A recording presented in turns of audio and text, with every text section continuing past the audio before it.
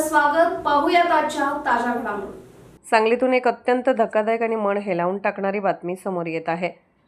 सांगलीतील विश्रामबाग चौक ते लक्ष्मी मंदिर रस्त्यावरील रेल्वे उड्डाण पुलावर एक अत्यंत भीषण अपघात झाला.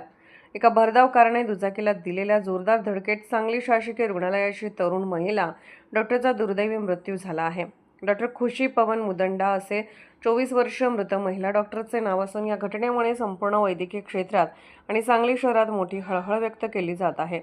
दोन तरुण डॉक्टरांवर काळाने झडप घातली आहे. नागपूरच्या रहिवाशी असलेल्या डॉक्टर खुशी मुदंडा या सांगलीच्या शासकीय रुग्णालयात कनिष्ठ निवासी डॉक्टर म्हणून कार्यरत होत्या. मध्यरात्रीच्या सुमारास आपली ड्युटी संपवून त्या त्यांचे सहकारी डॉक्टर योगेश लड्डा यांच्यासोबत मोपेडवरून नाश्ता सेंटर शोधण्यासाठी बाहेर पडल्या.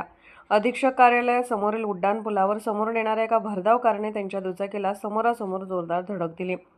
ही धडक इतकी भीषण होती की डॉक्टर खुशी आणि डॉक्टर योगेश हे दोघेही पुलावर रस्त्यावर फेकले गेले. डॉक्टर खुशी यांना कमरेजवळ आणि शरीरावर गंभीर दुखापत झाली होती. अपघातानंतर स्थानिक नागरिकांच्या मदतीने त्यांना तातडीने भारतीय रुग्णालयात दाखल करण्यात आले. मात्र दुर्दैवाने उपचारादरम्यान त्यांची प्राणज्योत मालवली. या अपघातात दुचाकी चालवणारे डॉक्टर योगेश लड्डा हे देखील जखमी झाले असून त्यांच्यावर रुग्णालयात उपचार सुरू आहेत. मिळालेल्या माहितीनुसार अपघातानंतर संबंधित कारचालक घटनास्थळावरून फरार झाला आहे. या घटनेची माहिती मिळताच विश्रामबाग पोलिसांनी घटनास्थळी धाव घेतली. पोलिसांनी अज्ञात कार चालकाविरुद्ध गुन्हा दाखल केला असून रुग्णसेवा करून बाहेर पडलेल्या एका तरुणाने होतकरू डॉक्टरचा अशा प्रकारे अपघातात अंत झाल्याने सांगली सिव्हिल हॉस्पिटलमधील त्यांच्या सहकाऱ्यांनी तीव्र दुःख व्यक्त केले आहे. या प्रकरणाचा पुढील तपास विश्रामबाग पोलीस करत आहेत.